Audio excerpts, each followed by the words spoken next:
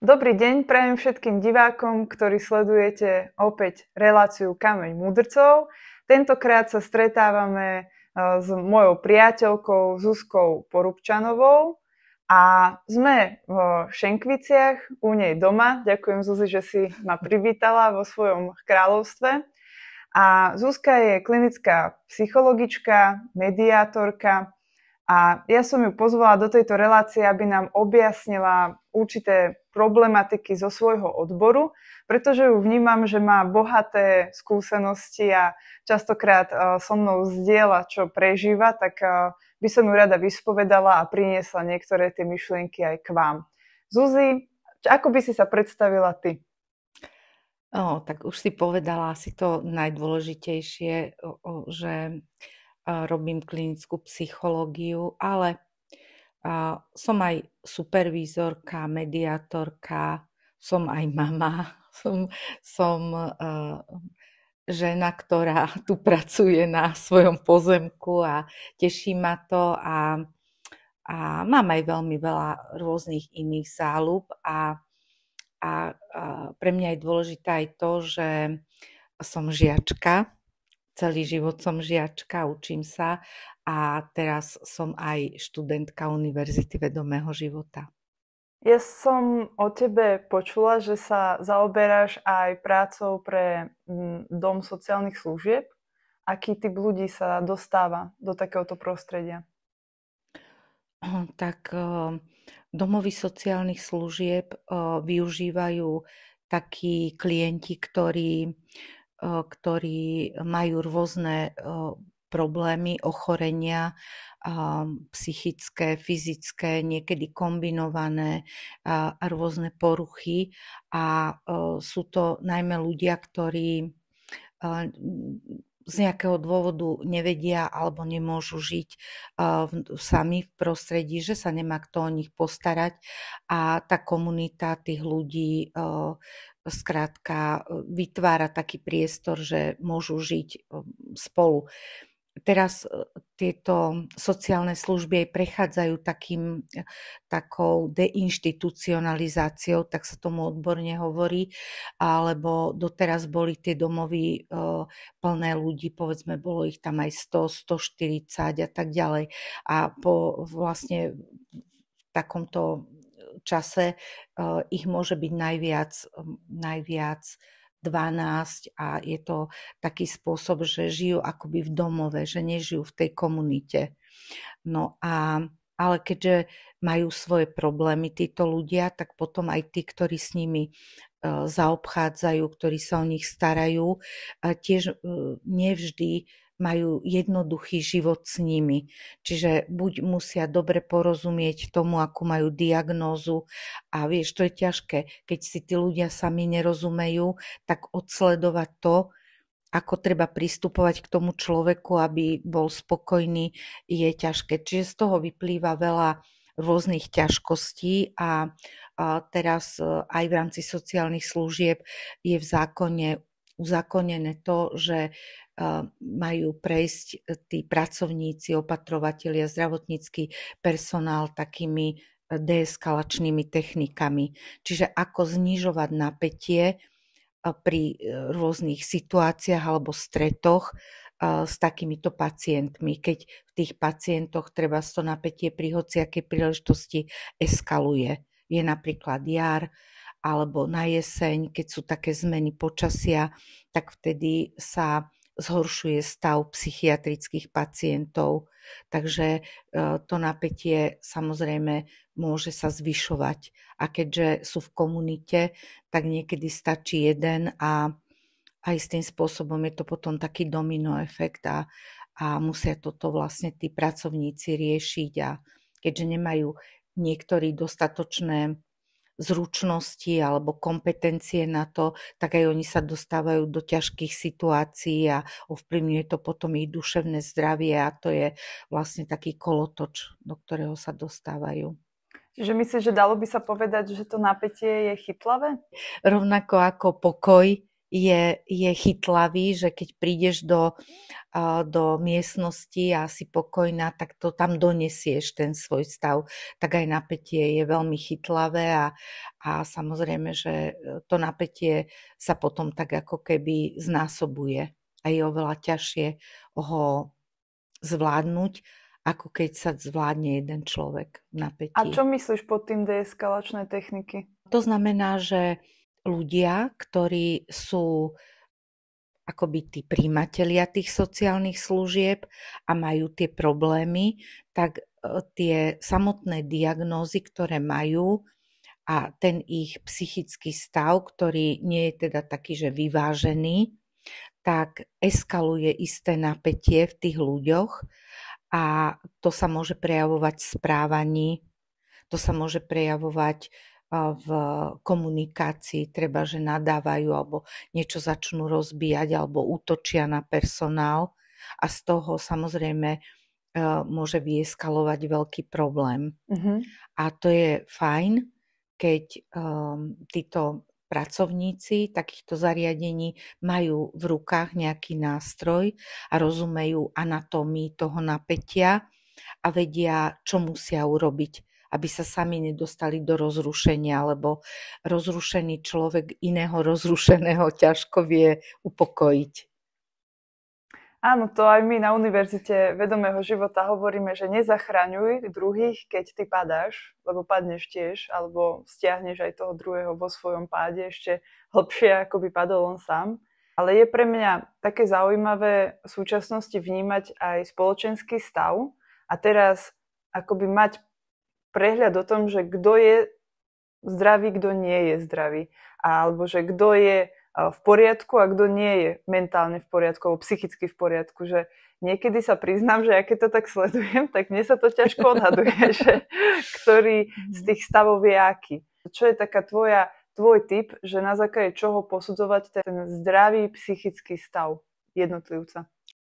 Ono je to tak, že my väčšinou ľudí, s ktorými sa stretávame, tak neprichádzame s nimi do nejakého intimného vzťahu alebo veľmi blízkeho sociálneho vzťahu. Vieš, keď si začala hovoriť o tom, že veľa ľudí, áno, má možno aj zhoršený psychický stav, veľa ľudí žije v strachu alebo v nejakom hneve, ale s veľkým množstvom sa nestretávame osobne, ale už to môžeme cítiť, keď napríklad prídeme do obchodu alebo prídeme do nejakého autobusu alebo proste do nejakého obmedzeného priestoru s tými ľuďmi, tak v tom momente to pocítime. Keď to vidíme na ulici, tak vidíme možno nejaké extrémne správanie, ale nejako zvlášť sa nás to nemusí, keď nie sme v blízkosti toho emocionálne dotýkať alebo rozrušovať nás to. Ale už v tom momente, keď sme v nejakom ohraničenom priestore, tak tam prichádzame do toho, že sme s tým človekom a zachytíme aj ten pocit. A keď by som mala tak povedať, že ako to ja vyhodnocujem, tak mne napríklad táto univerzita dala úplne konkrétny návod na to, že mám sa cítiť. A keď sa ja cítim v sebe, tak odrazu viem zachytiť aj ten pocit v tom priestore. Nemusím ho vedieť zachytiť na ulici, lebo tam sa s tými ľuďmi nedostávame do takého blízkeho kontaktu, ale už v tom momente, keď sme v tom obmedzenom priestore, vieme to zacítiť. A niektorí ľudia to aj pomenujú a povedia, že vystúpil som z autobusu a som unavený z toho, čo tam bolo. Že sme sa tam len tlačili. To znamená, že tam vstupujeme aj niekedy vynútene do tej intimity a tie naše stavy sa tam aj premiešajú. A výsledok toho je, že keď je tam veľa únavy alebo veľa nervozity, povedzme, že tam ten autobus je buď prehriatý, alebo je zasa v taký čas, že ľudia prichádzajú z roboty a väčšinou sú unavení, tak tá ťažoba tej atmosféry, tá na nás vplýva. Čiže fajn je, že sa učíme a hovoríme o tom, aby sme sa cítili a boli spojení s tým svojím pocitom a vedeli ho vyjadrovať. Ty si spomenula, že prichádzame tam do intimity. Na základe fyzickej blízkosti, alebo je to niečo iné? Je to na základe fyzickej blízkosti. Psychológii v rámci neverbálnej komunikácie sa učia v rámci proxemiky, teda dodržiavania vzdialenosti isté zóny. A my si do tej intimity naozaj vyberáme ľudí, ktorých si do nej pustíme, ale zase na druhej strane napríklad, ako som povedala, v mestskej hromadnej doprave alebo aj v nejakom dave sa dostávame do intimity aj vtedy, keď si to nevyberáme, že ten človek je v našej blízkosti a nevieme, že či nám je príjemný alebo nepríjemný, alebo nevyberáme si to vtedy, keď ideme k lekárovi a ten lekár nám nemusí byť veľmi sympatický, ale vstúpi nám do našej intimity.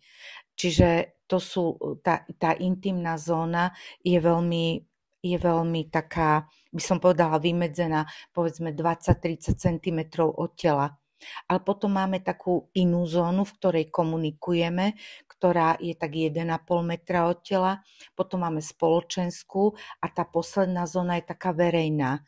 A v tej verejnej zóne zažívame najmenej emocionálnych nejakých informácií, pretože ten človek je, čím je od nás vzdialenejší, tak tým menej nás nejako emocionálne vyruší. Ale keď žijem v intimite s niekým, povedzme, sú to manželia, ktorí sú už rozvedení a žijú v jednom byte a tlačia sa treba ráno v jednej kúpeľni, tak nemajú voči sebe veľakrát veľmi príjemné emócie, ale sú nútení žiť v tej intimite, lebo keď sa stretnú v úzkej chodbe, tak nemajú sa kde vyhnúť. To ich najviac ovplyvňuje. Najviac nás ovplyvňuje to, čo sa deje v tom našom najbližšom, najintimnejšom prostredí. Mi to pripomína trochu aj vzťahové vlnenia z náuky, že najväčší vplyv máme na tých, ktorých vnímame ako rodina, priatelia, vonkajší kruh a vlnenie. Ľudia sú v nejakom stave a z mojej skúsenosti to skôr vidím, že alebo vnímam, že nemajú kontakt s tým svojím stavom, že sú väčšinou v rozume. Čiže skôr informujú z rozumu, keď sa treba opýtam niekoho, ako sa má a keď by mal povedať, ako sa cíti, tak to už ľuďom robí problémy. A jak im radíš, aby k tomu prichádzali? Hovorím im o tom, že aby sa naučili rozlišovať, kedy tú odpoveď majú z rozumu, lebo hovorím im, že ten rozum neriadi ich telo, ale to, čo cítia, tak to sa prenáša na to telo. Čiže aj keď komunikujú a nechcú byť konfrontační, keď sa vrátim napríklad k tým deeskalačným technikám, tak hovorím, že keď komunikujú z rozumu a hovoria, mali by ste sa ukludniť alebo ukludnite sa, tak to môže na toho druhého človeka pôsobiť neosobne. Ale keď to hovoria ako keby z toho svojho stavu kľudu a povedia, že ukludnite sa a treba im dajú len jednoduchú otázku, lebo áno, mohlo vás tu niečo rozrušiť, tak ten človek to nevníma konfrontačne, lebo my si vymieňame informácie prostredníctvom verbálnej komunikácie, to je to, o čom sa rozprávame, ale medzi nami tu vzniká aj nejaký pocit z toho rozhovoru. A ten pocit sa prenáša aj na tých našich poslucháčov alebo na tých našich divákov. A keď je ten pocit tu, ktorý vytvoríme dobrý, pokojný, tak to vnímajú aj tí naši diváci. Čiže tá neverbálna komunikácia je oveľa dôležitejšia a má akoby významnejšiu informáciu pre toho človeka ako obsah toho hovoreného. A ako sa môžem dostať do kontaktu s tým, čo cítim, ak som zvyknutá na to ísť rozumom? Ja mám 40-ročnú prax v psychológii a veľmi na začiatku svojej kariéry som veľmi pracovala s neverbálnou komunikáciou, pretože mám 18-ročnú prax vo výkone trestu a keď som tam nastúpila, tak som mala pocit, že všetci ma klamú, že všetci sú účeloví a rozprávajú také veci, ktoré ja chcem počuť. A tak som si vlastne uvedomila, že ja musím sledovať ich neverbálne prejavy. A dovolím si aj tak povedať, že dobre rozumiem a teraz vidím, že čo druhý tým telom chcú povedať. A nevnímam až tak obsah toho verbálneho, ako zameriavam sa na to, čo chce povedať ten človek tým telom.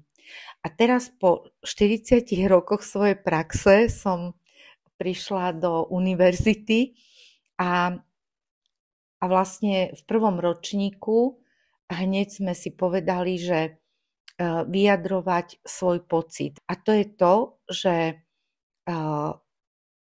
každý človek, akoby ideálny stav toho je, že je spojený s tým svojim pocitom a s tou svojou potrebou. A keď to sám vie vyjadriť, tak potom každého informuje o tom svojom stave a keď to ten druhý rešpektuje, tak má právo ho nechať tak, alebo má právo, keď si ten človek vypýta pomôcť mu pomôcť, alebo čokoľvek iné. Ale my sme v bežnej komunikácii s ľuďmi a v bežnej sociálnej interakcii skôr naučení na to, že rozprávame z rozumu. Tak anglicky, že ako sa máš? OK, dobre.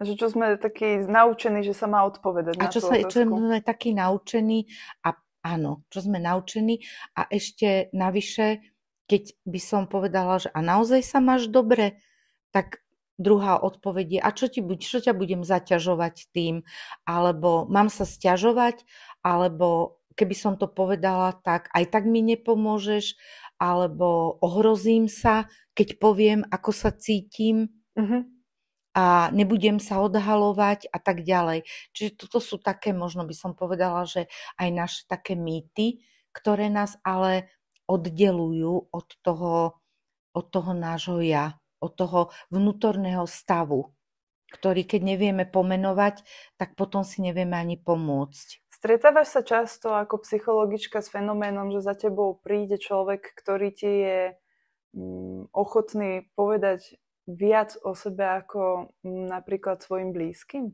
Veľmi často. Veľmi často prichádzajú napríklad manželia, ktorí treba tam vznikne z rôznych dôvodov, že napríklad 13-ročné dieťa prestalo počúvať alebo odišlo z domu, alebo tie dôvody sú rôzne. A teraz vždy to robím tak, že zvlášť si vypočujem otca alebo matku a zvlášť otca, čiže každého zvlášť a keď im začnem rozprávať tie veci, že teda dobre, čo v tom rodinnom systéme potrebuje jeden alebo potrebuje druhý, tak oni keď si to navzájom potom vypočujú a sumarizujeme to, lebo chcem ten systém nejako napraviť, tak oni zistia, že sa vôbec nepoznajú. Systém toho, ako spolu oni komunikujú a aký rodinný systém vytvoria. Lebo ten rodinný systém ovplyvní oveľa viac tie deti, ako že sa povie, že vyrastala som za socializmu, alebo teraz je trhový mechanizmus, alebo demokracia.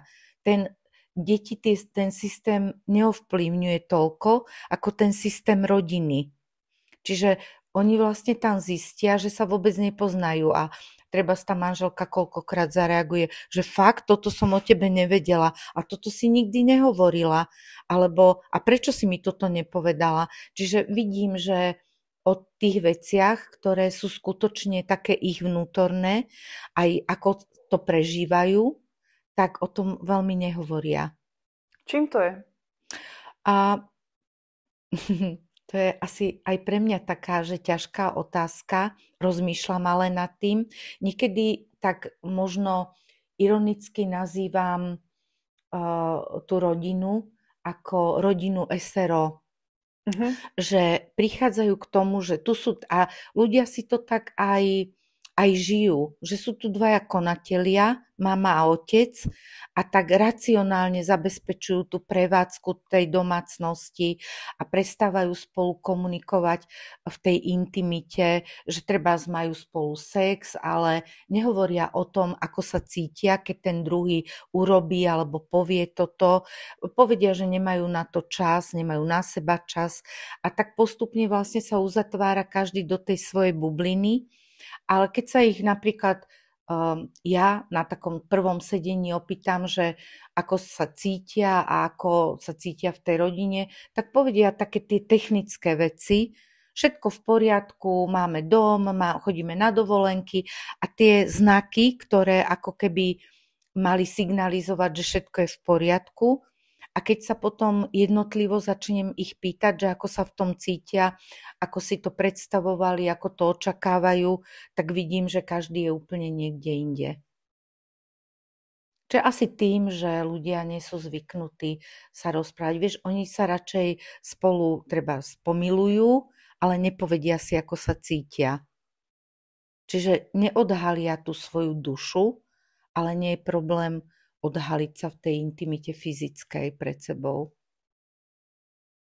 Mne to pripomína trochu aj taký fenomén, ktorý pozorujem, že keď sú ľudia, ktorí žijú na jednej ulici, a nemusí to byť ani v paneláku, ale v paneláku sa to tiež deje, že tí susedia sa v podstate ani nerozprávajú. Alebo sa ani nestretli, alebo ani nevedia o sebe, že kto tam býva. A to sú ľudia, ktorí že chodia každý deň okolo seba. Jasné.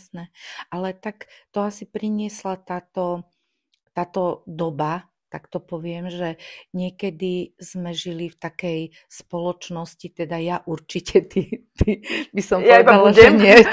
Ale bola to moja spoločnosť, do ktorej som vlastne ja prišla, bola, dalo by sa povedať, taká budovateľská, alebo aj taká industriálna, a že sa aj veľa akoby tak robilo v tom hmotnom svete, že sa budovali veci a ľudia to robili aj spolu. A teraz vlastne, čo mne niekedy robí aj taký veľký problém, že s informáciami, že my žijeme v takej informačnej spoločnosti a sme tými informáciami aj takí zahltení, a že vlastne ako keby sme aj odchádzali od toho, že máme teda žiť v tom fyzickom svete. Vieš, že ja sa veľmi teším, že mám tu na záhradu, že môžem kosiť trávu alebo že môžem sadiť, lebo žijeme v tejto hmote a mnoho ľudí vidím, že sa tomu vyhýba, že povie, že si dám len teda bazén a budem mať len vyvýšený záhon a nebudem to sadiť rovno do tej zeme. A to potom vlastne asi v tej spoločnosti sa zahltíme skôr informáciami ako tou fyzickou činnosťou. Že nerobíme tak, že ideme sa len prejsť treba do toho lesa, ale ideme si tam zabehať a musíme mať takúto výstroj a všetky tie podmienky, že toto mi prípada také, že ja tak humorne zvyknem a aj som to tak zvykla mojim deťom hovoriť, že oni idú na workout a ja im poviem, že preneste mi tieto tehly z tohto miesta na tento a máte workout. A je to užitočné, že ako robiť napríklad niečo iné, podľa mňa. No. Ale ja som taký moc praktický človek, to je dobre, to sa mi páči. Na správnu mieru. A vidím aj to, že deti napríklad, ktoré chodia aj sem na dvor, lebo moja dcera tu máva také denné tábory, že veľmi radi varia. A napríklad, čo ja viem, také 5-6 ročné deti povedia, že prvýkrát v živote krájajú cibulu. To je pre mňa nepredstaviteľné, lebo moje deti chodili s nožom už od 2 rokov a nikto sa nikdy nenapichol, nikto sa nikdy neporezal. Aj rožok som ich učila rozkrajovať si, keď mali 3 roky a všetko bolo v poriadku. Čiže to sú také podľa mňa úplne prirodzené veci, ale pre niektoré deti je to úplne také, že majú hneď to obmedzenie, že nemôžem krájať cibulu, lebo sa porežem. Tak už si tam dajú ten... Áno, že sa to blíži. Áno.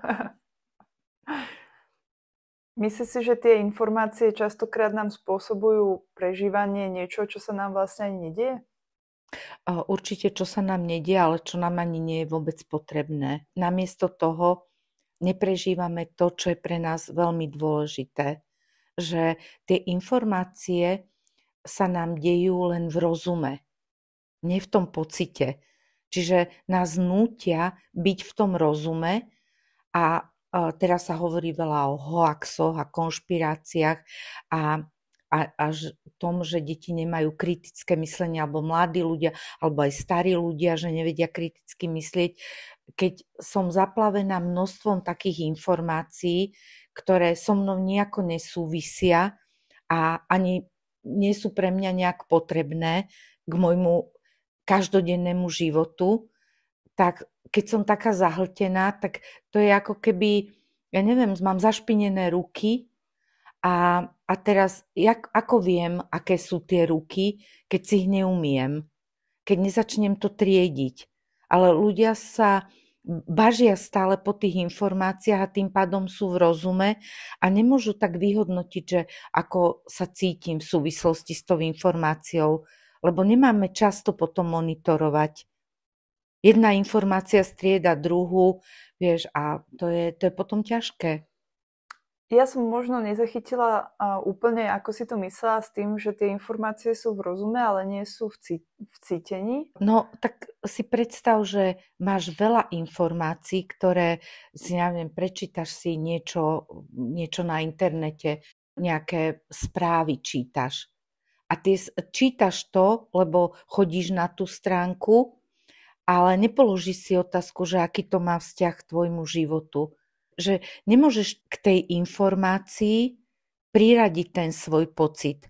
Len to čítaš a zahlcuješ tým mozog, ten rozum. Máš tú informáciu. A na čo ti je? Ja som teraz videla, alebo čítala, skrátka taká informácia sa ku mne dostala, také odporúčanie, že ak sa snažím dopátrať k nejakým poznatkom o či už zdravotnom stave, alebo ako postupovať v nejakých situáciách na internete, tak ten dotyčný tak varoval pred tým, že nech nerobíme urýchlené závery z toho zdroja, ktorý prvý nájdeme, ale že nech ten zdroj akoby overujeme a nájdeme tú skutočnú fakticitu, akoby nájsť zdroj, ktorý nám potvrdzuje tú fakticitu tej informácie. Tuším, toto bolo konkrétne v téme, ku ktorej sa chcem aj dostať, ale týkalo sa to vyhorenia. A tam boli viaceré akože príspevky o tom a tento človek upozorňoval na to, že nech neveríte všetkému, pretože to nemusí byť akoby faktický zdroj. A teraz mňa to tak ako zaujalo, že na základe čoho ja mám posudzovať fakticitu nejakého zdroju, informácií a odbornosti. Lebo to tam nenapísal odborník, teda to pre mňa nie je osožné, teda je osožné pre mňa len to, čo mi poradí odborník, alebo môže byť pre mňa osožné aj niečo, čo nájdem ako prvé, ale musím vedieť, na základe čoho to vyhodnotiť. A v tomto ja som vnímala úplnú dopletenosť. A nie len moju, ale aj toho písateľa. Poviem to na takom úplne, že možno hlúpom príklade, ale veľmi jednoduchom. Predstav si, že máš, čo ja viem, motiku, ktorú vyrobila nejaká firma, ktorá dokonca má značku na to, alebo máš motiku, ktorú ti urobil nejaký sused. A teraz ty ideš s tou motikou okopávať a ty vlastne overíš to, čo ti funguje. To znamená, že niekto môže si kúpiť neviem akú značkovú motiku a povie, že neokopáva sa mi s ňou tak dobre, ako keď to urobí nejaký sused. Čiže aj podľa mňa tie informácie, ktoré máme, či sú z overeného alebo neovereného zdroja, my sme tými konečnými overovateľmi toho, či tá informácia, ktorú zakomponujem do toho svojho života, mi funguje alebo mi nefunguje. A robí ma zdravším, šťastnejším, vyváženejším.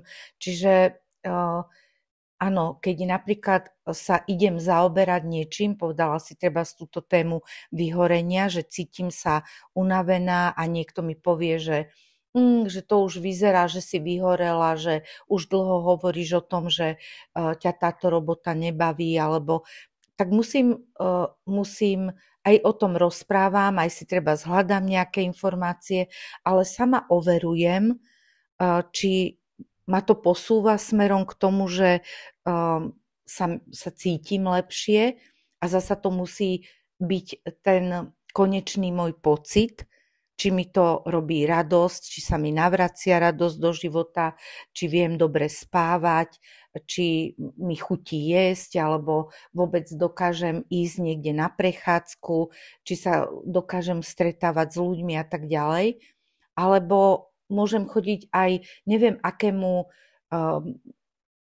vychýrenému psychológovi alebo psychiatrovi a užívať nejaké lieky a nemusia mi tak zabrať.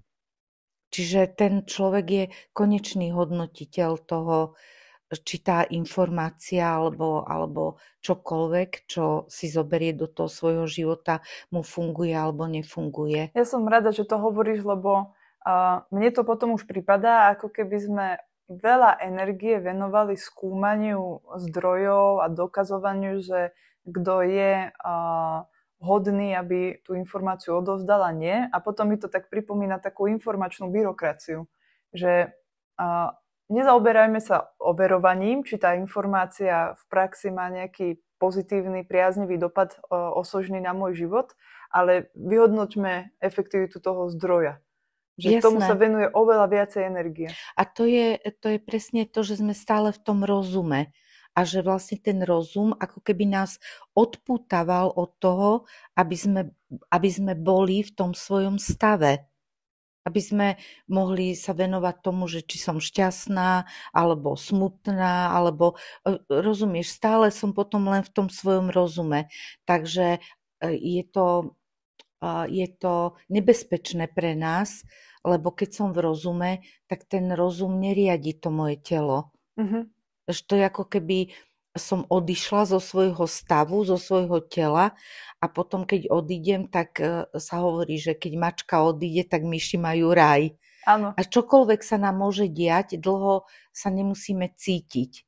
Môže sa nám všeličo diať, že dlho ignorujem to, že ma bolia kríže, alebo že mám, ja neviem, nejaké napäté svaly na pleciach a veľa toho nosím, alebo čokoľvek iné. A vyvinie sa z toho nejaké ochorenie a potom ten človek povie, že ja sa necítim, alebo necítil som, že sa so mnou niečo deje. Až musí prísť treba nejaká takáto prekážka, zastaví nás to, tak vtedy akoby sa stávajú tie informácie a overovanie zdrojov úplne indiferentné, nikto sa už o to nezaujíma, ale sme donútení zaoberať sa tým, že čo sa nám stalo. Vyvrtnem si niekde členok, lebo dovie, kde rozmýšľam a nemám ten kontakt napríklad s tým, po čom chodím. Alebo mne to pripomína aj takú akoby obrovskú snahu spraviť tak intenzívnu prevenciu, ale potom ja rozmýšľam, že lebo ja som nie zaujatý človek, že nerobme to, len ja sa vždycky tak pýtam, že prečo to robíme? A mne tak logicky z toho vyplynulo, že aby sme predišli nejakým fatálnym dôsledkom, nejakých nesprávnych konaní a rozhodnutia na základe unáhleného záveru z nejakého zdroja informácií, ktorý proste napísal niekto, kto si to v noci vymyslel a ja teraz to zoberiem a aplikujem a spôsobí mi to ešte väčší problém, ako som mala. Takže keď som sa nad týmto zamyslela, že to, akú pravdepodobnosť má v rámci toho množstva ľudí, ktorí potrebujú pomoc, že by oni na základe tohto znížili svoju kvalitu života, tak sa mi to zdalo byť veľmi, ako by sme mali iba potrebu sa vyhraňovať voči životu samému. To tak aj že vyzerá. buďme v bezpečí, lebo Áno. ten život nám môže spôsobiť nejakú újmu. Vieš? Áno, áno. A teraz vymyslíme spôsob, ako to spraviť čo najbezpečnejšie, aby sme možno ani nezomreli. A pri tom bezpečnom spôsobe vlastne sa najviac ohrozujeme, lebo si bránime tomu, aby sme mali vôbec nejakú skúsenosť. To je ako keď matka hovorí dvojročnému dieťaťu: prosím ťa, tam nelez, lebo spadneš. Prosím ťa, nechoď hen tam, lebo otvoria dvere a udrú ťa. Nevyliezaj na sedačku, lebo sa skotúľaš dolu. A to dieťa, keď nemá tie skúsenosti, no tak vlastne ho to utvrdzuje len v tom, že tento svet je nebezpečné miesto. Z toho vychádza potom len to, že my ľudia máme strach zo všetkého, no ale ja strach som zo to takto života. väčšinu môjho života vnímala, že svet je nebezpečné miesto a okolo mňa je veľa cudzích ľudí, ktorí mi mám mať akože dávať si na nich pozor, lebo to nikdy neviem, že čo z nich vyjde na mňa.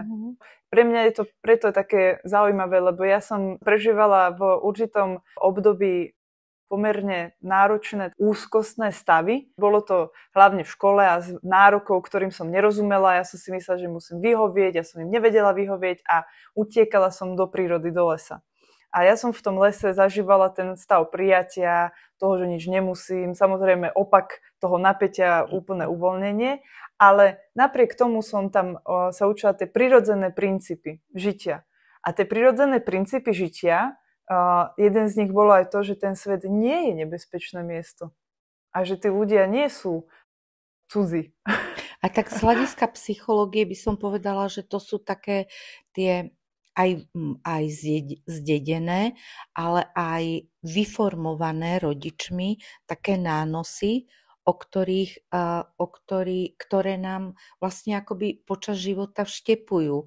Vieš, ako jasné, že každá výchova a formovanie musí mať nejaké hranice, aj deti musia mať nejaké hranice, ale na druhej strane presviečame ich o tom, že sa majú cítiť inak, ako sa cítia a že svet je naozaj nebezpečné miesto. Napríklad, toto sa podľa mňa deje z vývinovej psychológie celé v 2. roku života. To znamená, že ide mama, to počuješ to hoci kde a povie: daj si čiapku. A dieťa povie: mami, ale mne nie je zima. Ale daj si čiapku, lebo nachladneš. Čiže dieťa niečo cíti a chce ešte chvíľočku, treba, ja neviem, si vyvetrať hlavu a potom povie, že áno, je mi chladno, daj mi tú čiapku alebo rukavice. Ale mama ho presvieča o opaku. A už sa dostaneme do takého problému sami so sebou, lebo my ešte v tom 2. roku života veríme tej autorite tej mamy. A teda asi ten vnútorný monolog je taký, že cítim sa takto, ale mama mi hovorí, že mám sa cítiť takto. Tak čo je skutočnosť? Alebo mama mi hovorí, že nechoď ďaleko, lebo sa ti niečo stane. Nehovoriac o tom, že nechcem sklamať mamu, A takže nechcem príjmem to, sklamať čo mamu. mi hovorí, a ja uverím tomu, že to, čo ona hovorí, je to, čo cítim. Áno. A som dopletená. Hneď som dopletená. A už mám 2 roky života, už som dopletená. Už to na tomto budujem. Čiže v 3. roku života zasa príde nejaké obdobie, že už si začnem seba uvedomovať a tam už začnem rozmýšľať nad tým, ako sa mám obrániť pred tou mamou. Lebo nechcem ju sklamať, ale chcem si zabezpečiť aj to, čo ja potrebujem. Čiže tam začínajú tie ďalšie obranné mechanizmy a tak ďalej. A tak toto vlastne žijeme. Aspoň trošku objasnenia si mi spôsobila v tom, že prečo sa tak väčšinu môjho života stretávam s hanbou, keď sa dostávam do konfrontácie s tým, čo cítim.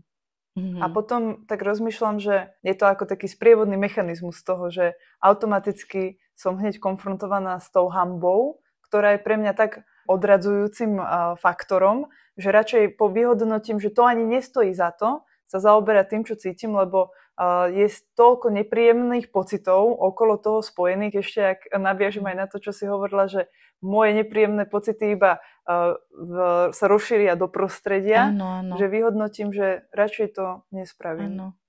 Keď sme preberali na psychológii rodičovstvo, tak sme si povedali, že každý sme obeťami obetí. Nikto sa neučil a neštudoval byť dobrým rodičom. My to robíme tak, ako to vieme.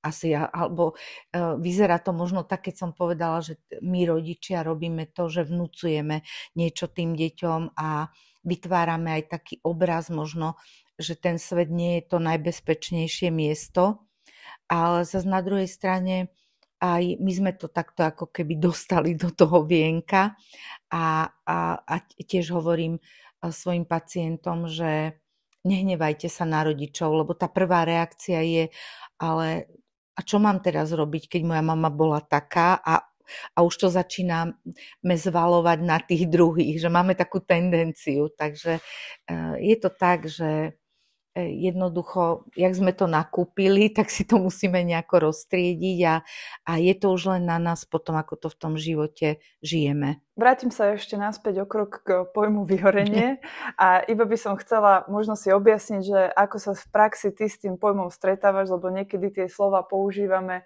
takže nie celkom si uvedomujeme ten ich skutočný význam, ako napríklad trauma, že povieme, že bol som v kine na nejakom strašidelnom filme a mám z toho traumu, alebo je teraz tak moderné hovoriť, že ale ja som taká vyhorená z tej práce, tak čo to vlastne znamená? Je to terminus technicus, alebo je to stav, obdobie človeka, ktorým si musí prejsť? Je to diagnóza, je to aj v diagnostickom manuáli takto vyhodnocované, keď človek vyhorie, ale samozrejme, že ten pojem ľudia používajú na označenie aj rôznych iných stavov. Ale keď si tak zoberieme akoby ten stav vyhorenia človeka, tak ide o to, že tak ako sme začali hovoriť, že nevieme sa cítiť, že nevieme, ako sa cítime a že nežijeme v tom tele, nemáme s ním naozaj taký priamy kontakt, tak veľakrát niečo veľmi dlho vydržíme. To ľudia zvyknú reči hovoriť a oni vlastne aj v tej reči aj sami seba odkazujú na to, ako sa cítia. Keď povie niekto, musím tu ešte vytrvať, musím tu ešte vydržať, musím sa ešte snažiť dotiahnuť tie 2 roky do dôchodku. A snaha, výdrž, vytrvať, to sú také silové slova, ktoré v skutočnosti, keď si to takto aj žijeme, nám programujú to naše telo k tomu, že my musíme sa len veľmi snažiť. My to nemôžeme tie 2 roky si užívať. Tie posledné 2 roky profesionálnej realizácie do toho dôchodku. Ale my už s vyplazeným jazykom pretneme tú cieľovú pásku, pretrhneme ju a tam už odpadneme. Alebo niekedy si povieme, že musím to vydržať preto, lebo mám tú robotu, ja neviem, len naskok od svojho domu. A mám možnosť naplniť si aj svoje srdce, aj mať sa lepšie v nejakej inej práci, aj mať lepšie vzťahy, ale nejdem tam, lebo toto kritérium si zvolí náš rozum, že to je také rozumné, že je to fajn.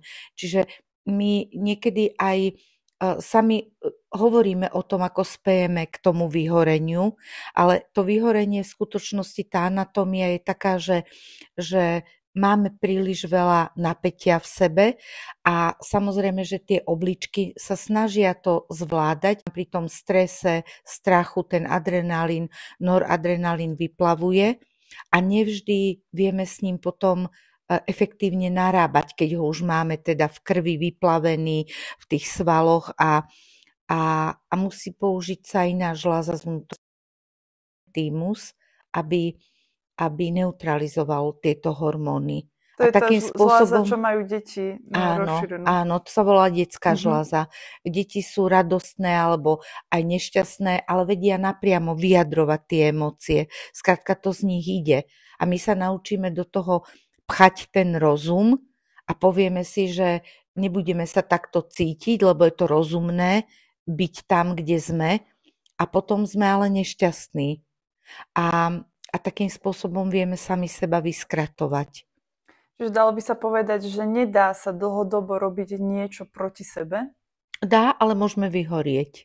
A to sa potom prejaví chorobami alebo depresiou? Alebo... Áno, to sa potom prejaví takými stavmi smútku alebo demotivácie, naozaj takého stavu, ktorý nás oddialuje od toho života. Ale zober si, Verka, že ja by som ti povedala, že teraz dám ti niečo do ruky a ty to tu rok držať. A že ľudia si to málo kedy spájajú s takým fyzickým stavom, že musia niečo držať. A majú ten pocit, že to keď vydržia to v psychike, že to nevytvára v nich také napätie. Ale keby som povedala, že vydržte tu držať pohár vody, ja neviem, mesiac, to povedia, že si bláznivá, že... To sa nedá oddeliť. A to sa nedá oddeliť, lebo aj jedno, aj druhé vytvára to napätie v tom fyzickom tele. Len na tej psychike to tak nevidíme. Lebo tiež ma tam zaujal jeden fenomén, však nebudem teraz sa tajiť tým, že som sledovala Zuzku Smatanovú a ona teraz rozširuje prevenciu duševného zdravia alebo takú osvetu toho, ako pristupovať k psychike a takýmto ako diagnózam, lebo ona si prešla depresiou a ona tiež je takým zástancom toho, že dá sa z toho vyliečiť. Ale ja sa priznám, že ja tomu nerozumiem, že ako si to mám predstaviť, že to znamená, že už sa mi to nevráti, alebo porozumiem tomu, že viem na základe čoho som to dostala a tomu sa budem vyhýbať, lebo s tým vyhorením sa mi to tak podobne spája. Keď hovoríme o vyhorení a vôbec každá diagnóza je veľmi nerovnovážny stav, že ten signalizuje, že je porušená rovnováha v našom tele a teda prichádza tá choroba. Čiže ten pacient, keď hovoríme o ňom, naozaj musí robiť veci, ktoré ozdravujú vlastne to spojenie s tým telom. Že musí robiť veci, ktoré dodávajú mu akoby životodarnú energiu, keď tak poviem, že chodiť na vychádzky, dobre jesť, alebo stretávať sa s takými ľuďmi, počúvať hudbu povznášajúcu, že pomaly to, a to trvá niekedy aj veľmi dlhý čas a povedzme meditáciami a mnohými ďalšími vecami, áno, aj napríklad rozhovormi, chodením na terapiu a tak ďalej, nachádza v sebe tú vnútornú rovnováhu on sám. On sám si to postupne nastavuje, lebo každý si toto ako keby robíme sami. Tak sami musíme sa dostať aj z toho, ak teda ten človek to takto chce. Lebo sú ľudia, ktorí povedia, že idem k psychiatrovi a dám si na to nejaké lieky alebo tak ďalej. Ale pokiaľ chcem, tak musím si začať obnovovať tú svoju energiu a dostávať sa z toho nerovnovážneho stavu. Nerobiť tie veci, ktoré sú nerovnovážne, úplne s nimi skončiť. A potom, keď už som v tej rovnováhe, tak už držať tú rovnováhu, udržať ten balans, nezačať zasa veľmi veľa pracovať, alebo ani veľmi veľa oddychovať. Takže len to udržiavať potom a naučiť sa s tým pracovať a s tými svojimi životnými silami. Jasné, že príroda je pre nás veľkým zdrojom. A tak sama si hovorila, že bola som v lese a tam to bolo veľmi fajn, že príroda nám dáva a je tu veľa zdrojov, odkiaľ môžeme čerpať tú energiu, ktorým sa aj dokážeme otvoriť.